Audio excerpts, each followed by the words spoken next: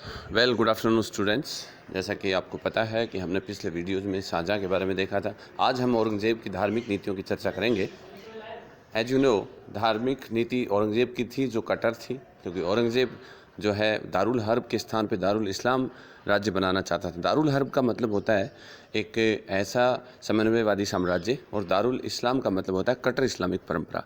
कट्टर इस्लामिक परंपरा का मतलब अगर शासन का आधार कुरान, हदीस, इजमा और कयास जैसे धार्मिक ग्रंथ हों, और जहाँ पे अन्य धर्मों के लिए किसी तरह की कोई ज़्यादा गुंजाइश ना हो, तो इसे हम दारुल इस्लाम कहते हैं। औरंगज़ेब उत्तराधिकार युद्ध में धार्मिक कार्ड के आधार पर शासक बना था और उसे यही परंपरा निभाने के लिए बाध्य होना पड़ा।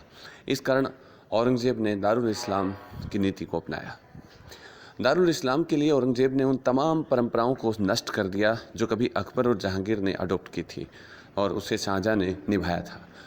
औरंगज़ेब चूँकि कट्टर उलेमाओं और जो सुन्नी मुसलमान थे उनके सहयोग से शासक बना था, इसलिए इसके लिए बेहद ज़रूरी था कि वह उन परंपराओं को निभाए, उनका निर्वहन करे जो उसको इस ओर ले जा रही थी। औरंगज़ेब ने उन तमाम गैर इस्लामिक परंपराओं को बंद कर दिया, जैसे कि झरोका दर्शन। बादशाह झरोके में आता था और लोगों के सामने अभिवादन करता था। इसके अलावा जैसे कि नशीले पदार्थों का सेवन है, भांग की खेती है, तंबाकू की खेती है, या फिर हम बात कर सकते हैं कि जैसे सजदा है, पायबोस है, ये सारी गैर इस्लामिक परंपराएं थी। तुलादान वगैरह है, सिक्कों पे कलमा खुदवाना है, होली और रक्षाबंधन, दीपावली जैसे त्योहारों को मनाना है, इन सब को बंद कर दिया। इसके अलावा औरंगज़ेब ने हिंदुओं को जो तीर्थ यात्रा कर जो महसूल जो 1663 में जलालुद्दीन मोहम्मद अकबर ने जिसको रिड्यूस किया था, उसको रीइंट्रोड्यूस कर दिया। इसके अलावा जजिया 1679 के अंदर उन्होंने वापस इम्पोज कर दिया। तो इस लिहाज से अगर हम देखें तो औरंगज़ेब जो था वो कम्प्लीटली कट्टर इस्लामिक परंपराओं का निर्वहन कर रहा था। यद्यपि देखा जाए तो औरंगज़ेब की बहुत सारी परंपराएं जो हैं वो ठीक भी थी, जैसे सती प्रथा पर प्रतिबंध लगाना, वेश्यावृत्ति पर प्रतिबंध लगाना, नशीले पदार्थों के सेवन पर प्रतिबंध लगाना। ये सारी चीज़ें एक तरीके से सामाजिक सुधार का पार्ट है, लेकिन चूंकि वो उस समय के हिंदू ढांचे को क्षति पहुंचाने वाली और उन्हें बिना विश्वास में लिए नष्ट करने वाली परंपराएं होने के कारण औरंगज़ेब सदैव टारगेट में रहा। इसलिए औरंगज़ेब जो है उसे सदैव ही इस दृष्टिकोण से देखा गया। यही नहीं, उन्होंने न केवल हिंदुओं को बल्कि उन्होंने सिया मुसलमानों को जो कि बीजापुर और गोलकुंडा में थे उनको भी उन्होंने टॉर्चर किया, चूँकि वो सिया थे। और चूँकि कट्टर इस्लामिक परंपरा जो होती है उसमें कहीं भी सुन्नी के अलावा किसी तरह की कोई गुंजाइश नहीं होती है। यही परंपरा जो थी वो औरंगज़ेब के लिए कालांतर में नाहक भी बनी, क्योंकि औरंगज़ेब किसी पे भरोसा नहीं कर सका और औरंगज़ेब ने अपने पुत्रों तक को भी इससे दूर रखा था। खैर, बहरहाल हम जजिया की बात करते हैं। जजिया से वैसे अतहर अली जो है वो लिखते हैं। इसके अलावा जैसे कि हमारे नामचीन जो इकोनॉमिस्ट हैं वो भी ये बताते हैं कि इस जजिया से कोई बहुत ज़्यादा आय नहीं होती थी, लेकिन it was a symbolic and it was a panic for the रियाया public, you can say another hand, you no.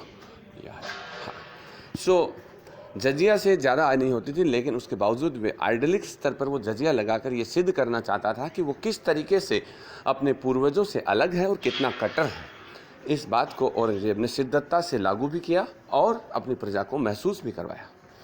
तो यही बात थी जो औरंगज़ेब को वहाँ से हटा रही थी।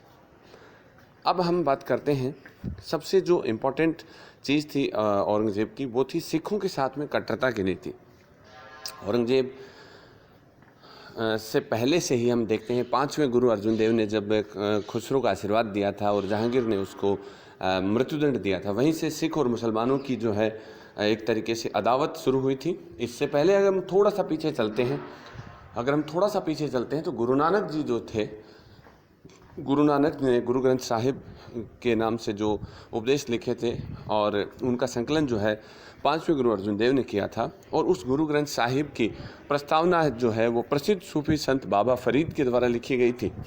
बाबा फरीद या फरीदुद्दीन गंज शिकार वो व्यक्ति थे जो बलबन के दामाद थे, और उन्होंने एक तरीके से गुरु ग्रंथ साहिब का इंट्रोडक्शन भी उन्होंने दिया था। लेकिन कालांतर में जैसे गुरुद्वारा साहिब, जिसको हम हरमिंदर साहब बोलते हैं या स्वर्ण मंदिर बोलते हैं, इसकी नींव भी जो है वो किसके द्वारा रखी गई थी? मियाँ मीर के द्वारा रखी गई थी, जो एक सूफी संत थे।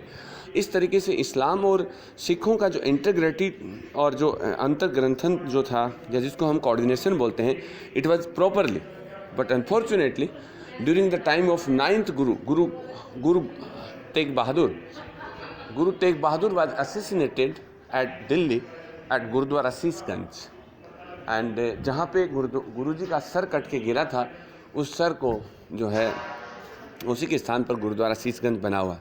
उसके बाद में 10वें गुरु जो थे गुरु गोविंद सिंह, उन्होंने औरंगज़ेब का विरोध किया। उन्होंने 1699 में दल खालसा की स्थापना की, सिखों को सैनिक संप्रदाय में तब्दील किया और उसने पंचमकार चलाए, जैसे कि कच्छा, कड़ा, कंघा, है ना, कटार, कृपाण, ये, और गुरु का पद भी समाप्त कर दिया। साथ ही उन्हें एक सैनिक योद्धा में तब्दील करके औरंगज़ेब की सत्ता के केंद्र के विमुख खड़ा कर दिया। तो इस लिहाज से औरंगज़ेब बिना किसी ठोस वजह के, अपनी कट्टरता के कारण, अपनी प्रजा और अपने मनसबदारों, अपने अन्य अधीनस्थ राजाओं के बीच में अवांछित रूप से ही जो है घृणा का पात्र बना। धन्यवाद।